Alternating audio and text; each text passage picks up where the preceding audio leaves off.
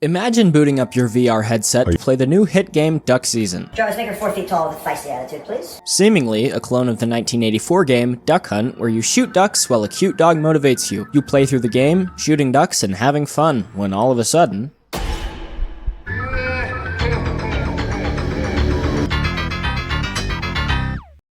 Secret horror is a growing genre of horror games where the game appears on the surface to be completely normal, and even a comforting game, before unexpectedly shifting into a horror game. Sometimes the game chooses to drop subtle hints that something is wrong before immediately taking a 180. Other times the game will slowly migrate into a spooky atmosphere. When done correctly, secret horror manages to create a game that can scare the life out of an unsuspecting player, I can't do this! and simultaneously still manage to scare even a player that knows what's coming. But what about when it's done incorrectly? This is my favorite game ever made. Can Your Pet consists of 5 minutes of gameplay where you take care of your pet chicken before the game randomly throws the chicken through a saw where it gets cut into bits.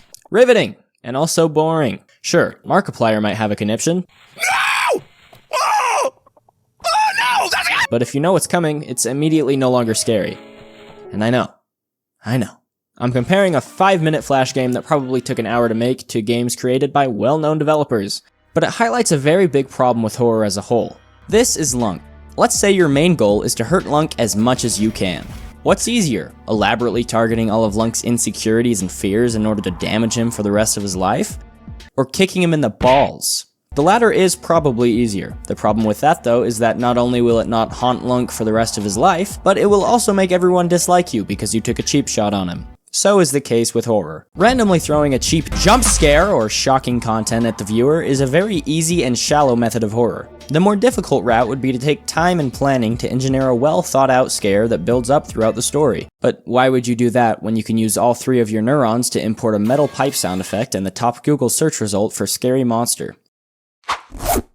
And that brings me to Duck Season. Released in 2017 by Stress Level Zero, the game Duck Season made a lot of sense. One of the first things game devs did when the NES Zapper was released was make Duck Hunt, a game about shooting ducks. The NES Zapper being a revolutionary gaming controller that was able to immerse you even further into the game. So, when virtual reality became popular, something that could completely immerse you in the game, I am very much in danger! it was pretty understandable why a Duck Hunt clone would hit the market. The game opens and you find yourself in a living room. An instructional video plays telling you how to play the game and offers some very sound advice. Learn something, and remember, the first rule of gun safety is have fun. While we can hear the player character, David's mom in the kitchen behind us. And we are ready to kill some ducks. The gameplay is about what you would expect. Shooting ducks. Some levels have different mini-games like Fat Duck or Duck Sanity, but it's pretty much just shooting ducks. After every level, you return to your living room to see the real world for a minute before diving back in. Things around you will change every time you return. Different commercials or news reports will play. On one occasion, you even find yourself in this weird LSD trip thingy where you have to shoot yourself with the zapper in order to wake up. Weird. You play through the game, being best friends with this cute little doggy, and then the game ends with a nice fiesta while the end credits play. But let's be honest with ourselves. There's one aspect to that playthrough that simply isn't realistic. You're gonna shoot the dog. Whoa now! No need to get angry, it's okay. Nobody blames you. The mom in the game even hints at this if you play through without shooting the dog. But you know, I would have shot that annoying dog. So then, let's shoot the dog. I really hope something spooky doesn't happen.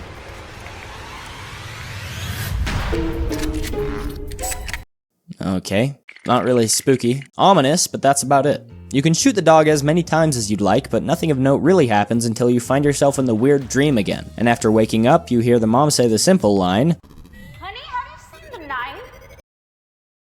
"It's that time, I'm gonna say it." Hearing this line seriously makes me brown my britches. And it's an amazing horror method, because somehow this game full of duck hunting, bright, happy visuals, and fun music can manage to create such a powerful scare with 6 words said in the background. How did they do this? By doing the exact opposite of what most horror games do.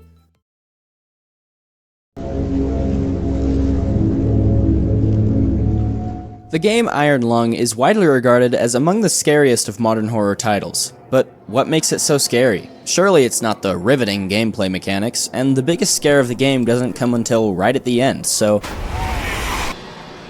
How is Iron Lung so scary throughout the entirety of the playthrough? Well, it really comes down to one simple thing. The environment. The environment of Iron Lung is absolutely horrifying. Now, I know I'm not the first person to talk about Iron Lung. In fact, it feels like I'm the only person who hasn't at this point, but that ubiquity is well deserved. The environment of Iron Lung is among the most terrifying in any game ever. With the combination of claustrophobic gameplay, a horrifying soundscape, and a grim plot, Iron Lung creates a setting that promotes reactions like this to literally nothing. And it's all a build up to the ultimate jump scare at the end. And I can't believe I'm gonna say this, but I like this jump scare. I know, it's baffling. I saw a jump scare and I'm not kicking and screaming like a 9-year-old going through prime withdrawals.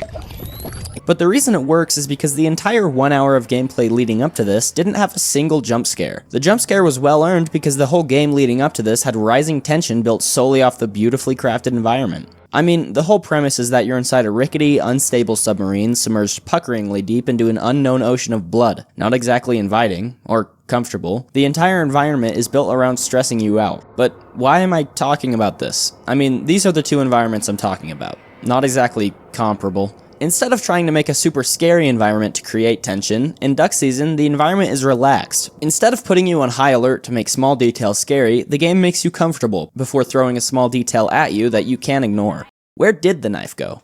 We keep playing through the game normally. While playing, you can discover that you can actually look behind you and see David in his living room as a mirror image of your own movements. I'm sure that won't be important later. After one of the rounds, we get whatever this is. Remember the night we danced in the moonlight? You remember the way that it was so cold and it was so funny? And then things start to get really weird. After round 7, we're placed back in the living room to see David on the TV, on a live feed. It's about this time that someone who may have picked up the game unaware of its horror element is likely starting to get pretty freaked out. It's becoming clear that there is something seriously weird about this dog. See, while you're actually playing Duck Season, it's easy to notice that the dog doesn't really fit. I mean, all the ducks are cartoonish, it's a cartridge game, and the environment isn't exactly the pinnacle of realism, so why is it that this dog is so human? I might even go full creepypasta and say he's hyper-realistic. I mean, his appearance clearly resembles a costume of some kind. A costume which, by the way, is covered in stains. And every time you load into the game world, you can see the dog turned away before noticing you and seemingly stomping out a cigarette. It's clear that this dog isn't just a part of the game, it's almost like he's sentient. Who do I think I am? He is definitely sentient! And not only that, but also Creepy as shit. why, you may ask? Just kidding, you're not asking that. You already know, because there is an infinite amount of videos talking about it. The only modern horror element more ubiquitous than liminal spaces, Uncanny Valley. For those of you who just got back from a 10-year hiatus from the internet, Uncanny Valley is a phenomenon where you'll feel a sense of unease or fear from something that appears to have human characteristics but has something distinctly wrong with it. Look at this image. Normal, right? Now look at this one. You can't quite put your finger on it, but there is definitely something wrong here. Uncanny Valley can be experienced in a variety of ways. There's the more overt examples where something is very clearly not human, but appears to have some attempt at humanity, and then there's times where it's harder to decipher. But the really interesting examples don't come from a non-human trying to appear human, but rather a human trying to appear non-human. Take a good look at this dog. Creepy, right? Well, it shouldn't be, actually, it's just a regular dog. But take a look at this dog. There is something very not right about it, and that's because this is Toko the human dog. So not actually a dog, it's just a guy in a dog costume. But because you can tell that there's something off about it, it's kinda creepy. This is a warning. Please go check outside your home. Please go check. Don't go check outside your home, it's just me. Let me in! Ah! You wanna know where I got this energy? Gamer subs! Do you want a drink that's not only cost-effective, not only sugar-free, not only energizing, not only healthy, but delicious too? Then buy Gamer subs. This is me playing Minecraft while drinking soda. This is me playing Minecraft while drinking Gamer subs. When you mix up a nice Gamer subs bev, you don't just get blasted with caffeine and sugar like with other drinks. Instead, in addition to caffeine, you get amino acids like L-theanine, which is linked to stress relief. There's also a slew of vitamins in it. C, D3, B6, B12, you need these things! Believe me, if David was drinking Gamer Sups, the dog would stand no chance. Drinking Gamer Subs feels like drinking directly from the Fountain of Youth. If the Fountain of Youth tasted amazing and had hot girls all around it. Tell 'em, Lunk. Use code KALE. See? Use the link in the description to buy Gamer Subs, and use code KALE for 10% off. I bet this guy looks pretty creepy, huh? How about this? Or this? And here's one you'll recognize. This fella here is one of the OG Uncanny Valley characters. Along with Uncanny Valley, he also shares an interesting descriptor with our old dog friend, and that is mascot horror. Mascot horror is when you take a mascot that seems friendly or child-oriented and twist them into a horror character. This was popularized by Five Nights at Freddy's, although it's everywhere now, with massive games like Poppy Playtime or Garten of Banban, or even the titan of its time, Tattletale. There's also the less known examples like Kinetopet, where a character similar to Clippy or Bonsai turns evil and takes over your computer. Our friend Mr. Dogman is a great depiction of both mascot horror and Uncanny Valley, and because it's obvious he doesn't belong in the setting he's in, when something creepy happens, he's our first suspect. But seeing him outside of the game just amplifies the horror. If you were expecting the dog to do something weird, you'd expect it to be in the game. So when you catch a quick glimpse of him with the camera, things really change, and you start to feel paranoid that he's still around somewhere. Moving into level 8, everything is normal, but after a while, things become strange. The fun, jovial music stops, the dog is nowhere to be seen, and the level counter just keeps going up.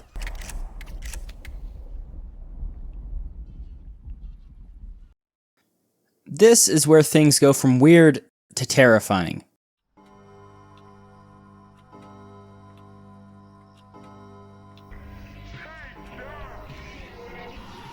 The TV plays a distorted version of the Lone Wolf commercial, and turning around, we see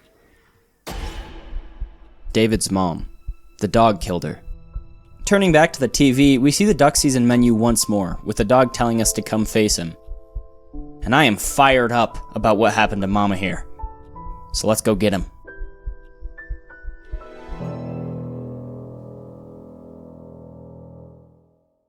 Upon loading in, we see the same world as before, but now it looks, well, look at it. We get the instruction to not let the TV break, and then we are plunged into a furious battle, where, at the end, the dog becomes huge and starts shooting lasers out of his eyes at the TV.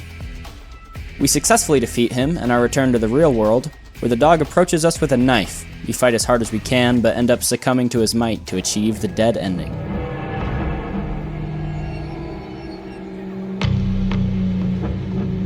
Alright, there's a pretty big elephant in the room, and it's that this seems pretty lame. I'm supposed to be talking about an excellent example of horror, and the scariest part of the game involves fireballs and big red lasers coming out of the villain's eyes.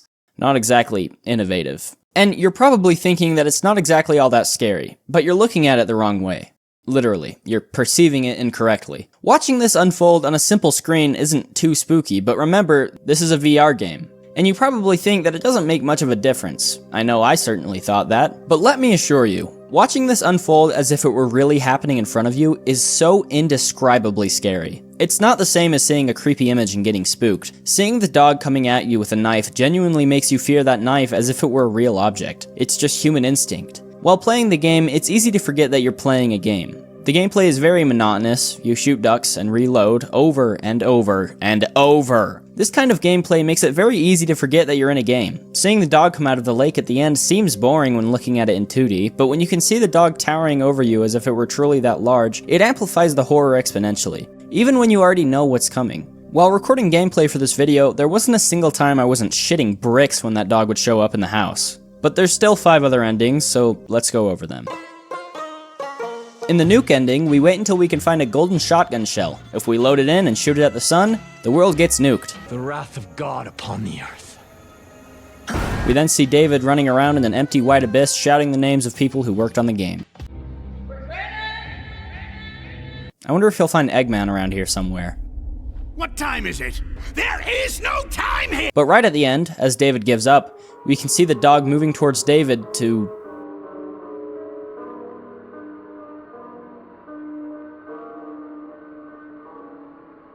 Hello, how are you? If you wait until you see the dog outside with the camcorder and you pick up the phone... 911, what's your emergency? There's a dog trying to kill me, he's recording me. Help. We interrupt your regularly scheduled programming to bring you a police chase. Officers appear to be closing in on a suspect related to the disappearance of several local families. We're told this person is armed and dangerous. Let's take you overhead now, live to the scene in our Sky 6 helicopter. It appears we have some kind of bipedal animal running through a neighborhood, some kind of a beast. He's rounding about through a home, right through their backyard, turning a corner, and we want to... The next end.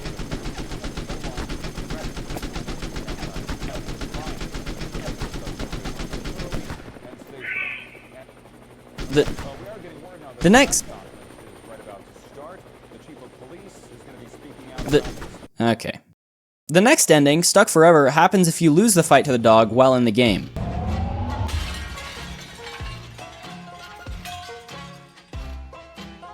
The dog enters David's home and traps you in the game forever. The sun rises on another day in duck season, and you turn around to see another kid playing the game. Huh? Who are you? Now it's time for the canon ending. The canon ending is achieved by defeating the dog in the game world and in the real world by shooting him with the zapper, which can apparently shoot lightning, like Palpatine. David mourns the loss of his mother and calls 911 before taking a step back and realizing that no one is going to believe that a video game dog killed his mother. So instead of calling authorities, he lazily buries her body and goes on the run. But there's one more ending that I haven't told you about. After getting all 6 of these endings, if you play through the game one more time without shooting the dog, the Fiesta ending will begin, however, something goes wrong. Something's different. Where's Final Fiesta? What's this?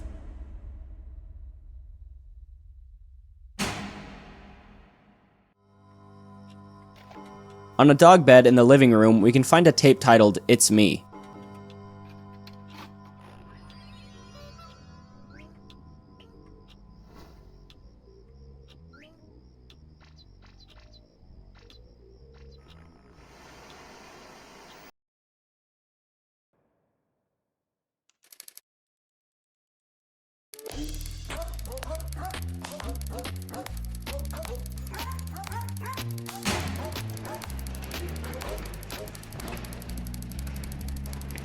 It was you the whole time? You want me to help? Okay.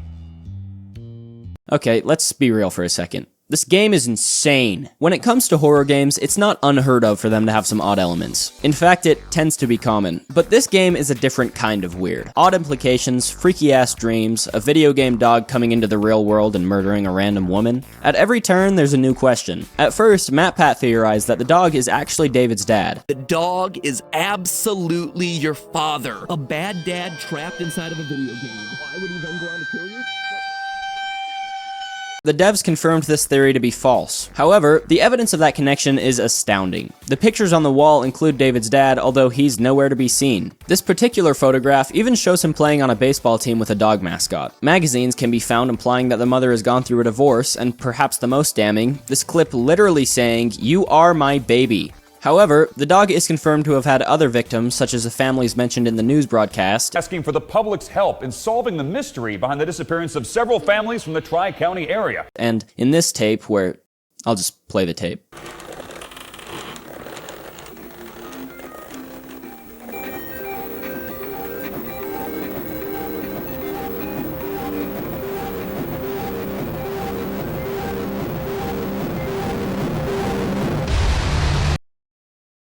MatPat, in his unbridled rage of getting something wrong, created a new theory that involves the other games the devs have made, Boneworks and Bone Lab. This theory suggests that Arthur Ford, the player character in Boneworks, is actually David in the future, and that David changed his name to Arthur while on the run, before eventually becoming the dog and killing his past self in order to prevent the apocalypse. This theory would explain the whole "you are my baby" thing by suggesting that the translation instead is "you are me as a baby." Now, I don't get into all that complicated shit. And also, one of the devs confirmed that the cradle motion was actually meant to be a friendly hug. The idea that David is Arthur Ford from Boneworks immediately falls apart when you look at the difference in hair and eye color. MatPat suggests that David altered these colors intentionally in order to change his identity, but do you really want me to believe that he's been wearing differently colored contacts and dyeing his hair in order to fit a different description? We're assuming an 11-year-old child is going to be able to go on the lam and somehow order a dust filter for his Hoover Max Extract Pressure Pro Model 60. It's all a bunch of mental gymnastics and I don't like it. In order to better understand what's going on here, we first need to understand the context of the Voidway.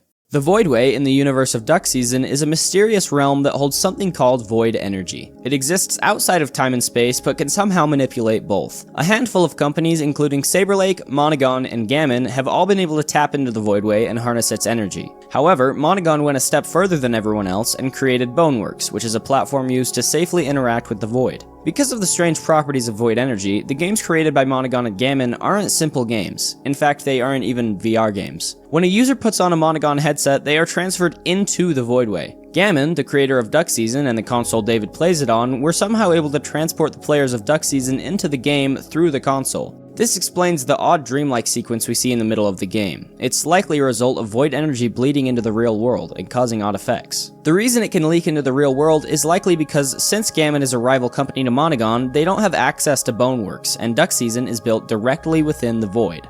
Time to talk about cryptids. Now, cryptids are a known thing in the world of Duck Season. Some of the cryptids include this little monkey guy, a cat named Nine, and the dog himself. Cryptids originate from the void itself, presumably having taken over or even being built into assets from games created in the void. The cat, Nine, is a strange, ubiquitous figure that can be seen all over the world of Duck Season, as well as the other games from the developers. The same goes for the monkey. Now, after beating Duck Season, we get access to a book called the Kid Wizard Book. Throwing the book at certain objects results in some weird stuff. If you throw the Kid Wizard Book at this magazine, you get transported to this odd dimension where we have all sorts of tasks to complete. Upon doing so, it's revealed that we accidentally released Nine. His cute little paw prints lead to 3 doors labeled Boneworks, Machine King, and the door the paw prints went through, Dead FM. This has been largely theorized to be the next 3 games to be made by Stress Level 0, considering that the first door is Boneworks and the next game made by the devs was Boneworks. There are a lot of Easter eggs in this game, like an insane amount. If you throw the Kid Wizard Book at the cat clock, you'll be transported to whatever this is. If you move all the hands on the cat clocks to the correct position and convert the numbers into their corresponding letters in the alphabet, you'll get the phrase, Bad Dad, Bad Kid. If you then throw the Kid Wizard Book at a toy flashlight, you'll be transported to a playground outside the house where there's a Ouija board. If you input the phrase, Bad Dad, Bad Kid, lightning will strike and you'll be transported to an area that congratulates you on banishing the cryptid. However, these words are coming from the monkey. This is important because if we use the Kid Wizard Book on the Lone Wolf action figure, then we can explore the house further and see a secret message in one of the rooms that goes as follows. Beware the monkey and cat tricksters. Greater dangers await you beyond this world. I will contact you again in the next game. Look out for my mark. There's also a paper on the floor in front of the fridge with a picture of a monkey on it that says, don't believe his lies. So whatever the monkey is saying here, we know is not true. Behind the pedestal that the monkey sits on, we can find the Necronomicon, because apparently that's a thing in the game. People are reading the Necronomicon. They can't do that. If you throw the Necronomicon at the door, you'll be transported to another room with blood on the floor and the words, see you next time. If we explore further around the house, we can find some odd things. There's a picture of the young boy and mother from the Duck Season commercial hung on the wall, which is pretty odd. We covered the picture of the baseball team earlier, however, if you look at it during the dream sequence, the dog mascot changes to be a little more recognizable. There's some family pictures, and then a picture of David's family in front of a house they had just bought in Amityville, which is a real-life location in which a man shot and killed 6 members of his family in their home, with no clear motive. Which is insane. If we look closer at the photo, we can see a familiar silhouette. If you use the Kid Wizard Book on the computer, we get transported to this weird area that's been dubbed the White Library. Inside the library, there's all sorts of different game items and such strewn about. However, if we use the Kid Wizard Book on the pumpkin on top of the TV, we get transported into a zombie survival game. If we survive long enough, we get beamed up by a UFO and then transported back into the living room, which is insane. After doing this, however, we get a new item, the cereal box. Across all these different Easter eggs, we can find a lot of these cards. If we collect them all, they will gather on the living room rug, and if we hit them against the cereal box, they will mark off different corners of the star. Then we can mark off all these checkboxes by hitting all the game cartridges against the box. And finally, we need to hit the box with a banana to mark off the "what is my favorite food" box, which implies that the monkey is behind all of this. After all of this, the box will be struck with lightning, and if we hit the Necronomicon against the box, we will be transported to this room. In the room, we see teasers of what is presumably an upcoming game, Hall of the Machine King. And in this weird orb thing, there's a clipboard with a conversation between two Monogon employees. So this is how Gammon is accessing the Voidway. Seems kind of dangerous since they are securing pathways. Could lead to an actual material extraction. No worse than us. At least they aren't piping the void directly into people's cerebral cortex. This is in reference to Monogon using headsets to bring people into the Voidway. What they're discussing is the fact that Gammon is somehow dragging people into the Voidway through the game. They bring up the hazard of an actual material extraction. This, in fact, comes to fruition with a dog entering the real world and attacking David and his mother. The dog is a sentient cryptid from the Voidway. It was somehow put into the Duck Season game, either willingly or not, and is now trapped in the game. It's able to access the real world and is somehow a mortal being, although surprisingly resilient. However, it's still tied to the game in some way. It's able to escape if it can find someone to trap in the game in its place, and we can read on a magazine that video game demons must abide by the rules of the game, which is why we're able to kill the dog with the zapper. But things aren't as simple as they seem, which is bad news, because nothing here seems simple. Alex from Stress Level 0 has provided this explanation on Duck Season. Duck Season is a parallel existence. In our universe, in real life, it's a VR game. In Boneworks, it's a simple flat game. In X's existence, it's a book. In Duck Season, it is a recursion bubble with branching timelines. What it is depends on what level of reality we are on. Of course, Duck Season's lore is still expanding, and we don't know everything yet. While there are a lot of theories, they all conflict with one another, and trying to decipher the meaning of all this is a massive headache. But I think that's kind of the point. Duck Season is clearly a game that isn't afraid to have oddities, and it seems like Stress Level 0 pride themselves in that. There are other games within the lore. Boneworks and Bone Lab both take place within the same universe, however, they don't even do a good job explaining themselves, let alone Duck Season. So for now, we can do two things. We can wait for more lore to come out and supposedly explain this story, or we can do the more logical thing and abandon logic. We can accept the fact that some stories just aren't meant to be understood. Am I coping with the fact that I can't come up with a cohesive explanation for this story? Yeah. Thanks for watching. I'm gonna go hunt some ducks now.